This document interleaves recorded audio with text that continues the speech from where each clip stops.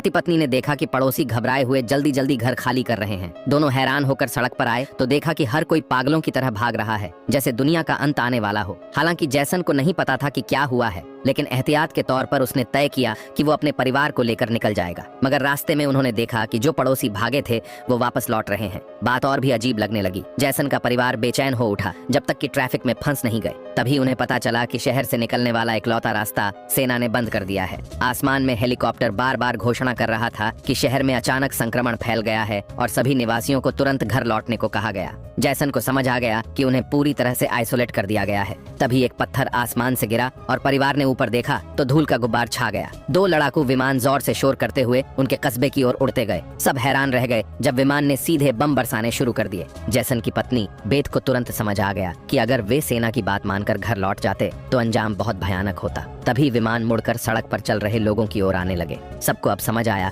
कि सेना सबको मारना चाहती है। बेथ ने पहाड़ी पर स्कूल देखा और तुरंत परिवार को लेकर चढ़ाई शुरू की। पीछे से विमान दूसरी बार बमबारी शुरू कर चुके थे। अच्छा हुआ कि वे तेज थे और धमाके की लहर से बच निकले। लड़खड़ाते हुए वे स्कूल पहुंचे और जोर से बंकर का दरवाजा पीटा। दूर से विमान की आवाज और तेज होती गई। जैसे ही बंकर का दरवाजा बंद हुआ, ऊपर जोरदार धमाका हुआ। आखिर ऐसा कौन सा वायरस था कि सेना को इतना बड़ा कदम उठाना पड़ा? जैसन का परिवार कुछ भी समझ नहीं पाया और उन्होंने फिलहाल बंकर में ठिकाना बना लिया। अच्छी बात यह थी कि वहाँ बड़ी मात्रा में एक्सपायरी खाना रखा हुआ था जो 3 लोगों के लिए काफी समय तक चल सकता था। पत्नी बेथ का चेहरा उतरा हुआ था। दरवाजा बंद करते समय उसके हाथ की हथेली कट गई थी। उसे नहीं पता था कि कहीं वो वायरस से संक्रमित तो नहीं हो गई, मगर अभी ये सोचने का वक्त नहीं था। जैसन ने लोहे की जंजीर से बंकर का दरवाजा मजबूती से बंद कर दिया और तय किया कि फिलहाल यहीं कुछ दिन छिप कर रहेंगे। लेकिन जमीन के नीचे रहने का जीवन आसान नहीं था। हर दिन वही एक जैसे टिन के खाने और पीने के लिए कीचड़ भरे भूमिगत कुएं का पानी। खाली समय में वे ताश खेलते, छुपन छुपाई खेलते।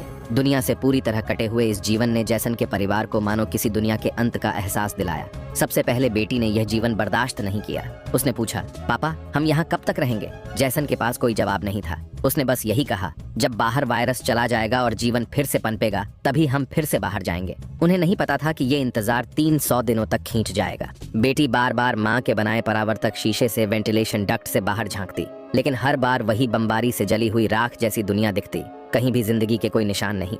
ये सब देखकर उस छोटी बच्ची को लगने लगा कि शायद वे ही इस दुनिया के आखिरी जीवित लोग हैं। माँ ने उसे दिलासा दिया, शायद तुम्हारे दोस्त भी हमारी तरह कहीं छिपे हुए हों। तभी बच्ची ने एक टिन का डिब्बा खोला जो अंदर से खाली था। उसकी पीछे की तरफ एक छोटा सा छेद था। शायद कोई चीज उसमें से खाना चुरा गई थी। बेथ ने सारी बची हुई टिनों की जांच की। पूरे 12 डिब्बे खाली थे। ये तो उनके 2 हफ्तों का राशन था। दुख होना लाजमी था। बेथ ने वेंटिलेशन डक्ट की तरफ देखा और अंदाजा लगाया कि शायद कोई चूहा अंदर आकर खाना ले गया। बेटी के उदास चेहरे को देख जैसन ने तुरंत दिलासा दिया, छोटी छोटी बातों से परेशान मत हो। अगर खाना खत्म हो भी गया तो मैं ऊपर जाकर कुछ सामान ले आऊंगा। उस रात जब बच्ची माँ के साथ ब्लॉक्स खेल रही थी तभी पीछे से हल्की सी आवाज आई।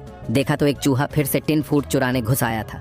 जैसन गुस्से में भरे हुए चाकू निकालकर उसे टुकड़े टुकड़े करने ही वाले थे, लेकिन वह छोटा सा जीव असाधारण तेज निकला।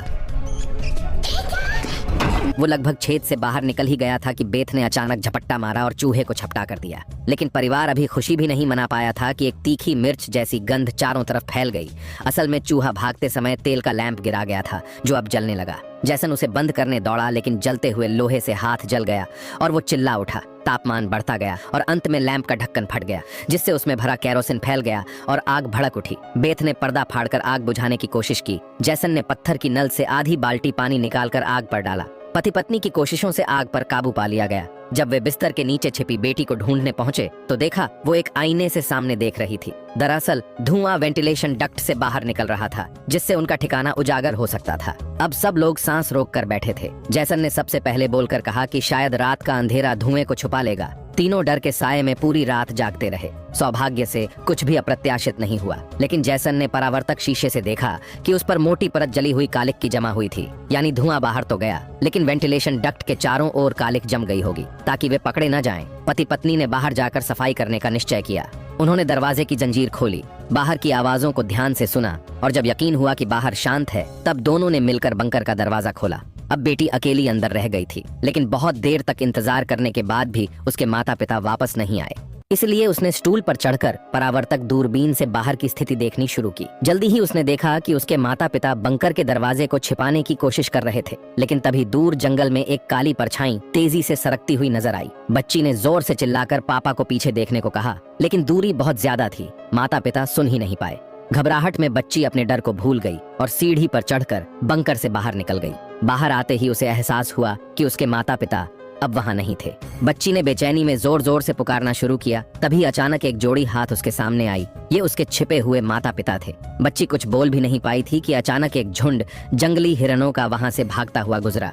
हालांकि वे तीनों बाल बाल बचे, लेकिन बेत की चिंता और बढ़ गई। इन हिरणों का इस तरह भागना जरूर किसी खतरनाक चीज से बचने की कोशिश थी। सबको खतरे का अंदाजा हुआ और वे तेजी से वापस बंकर की ओर भागे। जैसन ने लकड़ी की पट्टियों से बंकर का दरवाजा बंद किया और लोहे की जंजीर से उसे कसकर बंद कर दिया।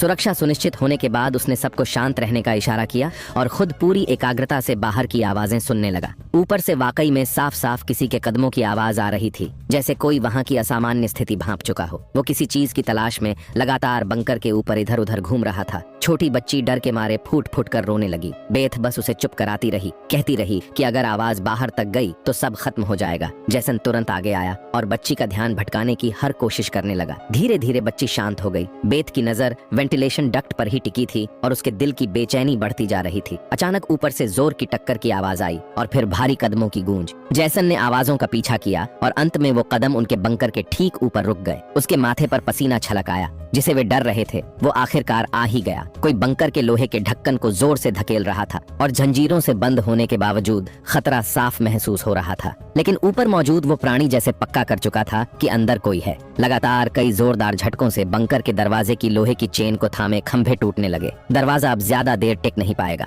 बेथ ने हिम्मत दिखाई, सीढ़ी पर चढ़ी और अपने शरीर का वजन इस्तेमाल करते हुए चेन को खींचकर दरवाजा बंद रखने की कोशिश करने लगी। लेकिन फिर भी लोहे का ढक्कन धीरे धीरे खुलने लगा। तभी एक जोड़ी हरी चमकती आंखें अंदर झांकने लगीं। छोटी बच्ची डर के मारे चीख पड़ी। ठीक उसी वक्त जैसन ने एक लोहे की पाइप को जबरदस्ती तोड़ा और उसे दरवाजे के किनारे में पूरी ताकत से घुसेड़ दिया। ऊपर से आ रहा दबाव अचानक गायब हो गया। पति पत्नी ने मिलकर फिर से बंकर को बंद कर दिया। भले ही बाहर की कदमों की आवाजें अब दूर जा चुकी थीं, लेकिन जैसन का शरीर अब भी बुरी तरह कांप रहा था। वो कभी सोच भी नहीं सकता था कि बाहर की दुनिया में न सिर्फ बेरहम सैनिक थे, बल्कि खतरनाक राक्षस भी घूम रहे थे। परिवार सीढ़ियों के पास बैठा हुआ पूरी तरह निराश था, क्योंकि अब उनका ठिकाना उजागर हो चुका था और किसी भी वक्त नए हमलों की आशंका थी। वाकई ज्यादा समय नहीं बीता कि भंडार कक्ष की अलमारी हिलने लगी और ऊपर से फिर तेज कदमों की आवाजें सुनाई देने लगीं, मानो हजारों जीव उनके सिर पर दौड़ रहे हों। फिर वो सभी बंकर के दरवाजे पर इकट्ठा हो गए और जबरदस्त हमला शुरू कर दिया। इस बार की ताकत पहले से कहीं ज्यादा थी। मजबूत लोहे का दरवाजा टूट गया और अंधेरे बंकर के मुहाने पर अनगिनत आंखें चमकने लगीं।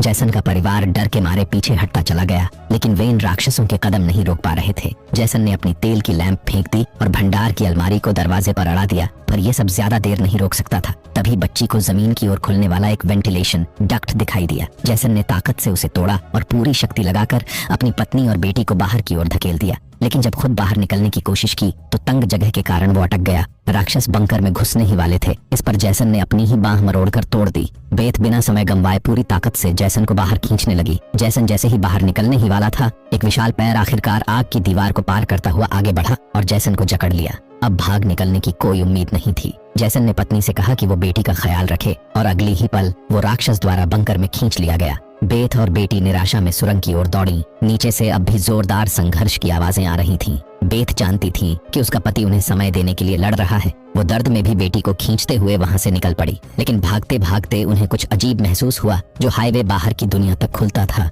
अब वहां ऊंची दीवार खड़ी थी। तभी एक हेलीकॉप्टर दूर से उड़ता हुआ आया और उसकी तेज स्पॉटलाइट में माँ बेटी पूरी तरह उजागर हो गईं। अब उनके पास भागने का कोई रास्ता नहीं बचा। फिर देखा गया कि आकाश से एक विशाल जाल नीचे गिरा और बेथ व उसकी बेटी को कसकर जकड़ लिया। जाल की जाली के बीच से उसने देखा कुछ हरे आंखों वाले काले साए उनके पास आ रहे थे। इसी वक्त बेथ को एहसास हुआ ये सो वह क्वाइम असल में तो सुरक्षा सूट पहने सैनिक थे, लेकिन अब माँ बेटी दोनों उनकी मर्जी के हवाले थीं। उनमें से एक सैनिक ने एक बड़ी सी इंजेक्शन निकाली और दोनों के गले में बारी बारी से चुभा दी। जैसे ही काली रक्त की बूंदें निकलने लगीं, सैनिक ने ऐलान किया कि दोनों संक्रमित हैं। उसके आदेश पर सभी सैनिकों ने अपने हथियार ताने और माँ बेटी को वहीं मार डालने की तैयारी करने लगे। असल में जब वायरस पहली बार फैला था, तभी इस छोटे से कस्बे के कई निवासी इसकी चपेट में आ चुके थे। ये वायरस हवा से फैलता था और इसका संक्रमण बेहद तेजी से होता था। संक्रमित लोग खुद भी नहीं जानते थे कि वो बीमार हैं। सेना के पास पास वायरस को रोकने का एकमात्र तरीका था बेरहमी से संक्रमितों को खत्म कर देना। जब बेथ ने देखा कि ये सैनिक उसकी छोटी बेटी को भी नहीं छोड़ने वाले तो वो पूरी तरह गुस्से में आ गई।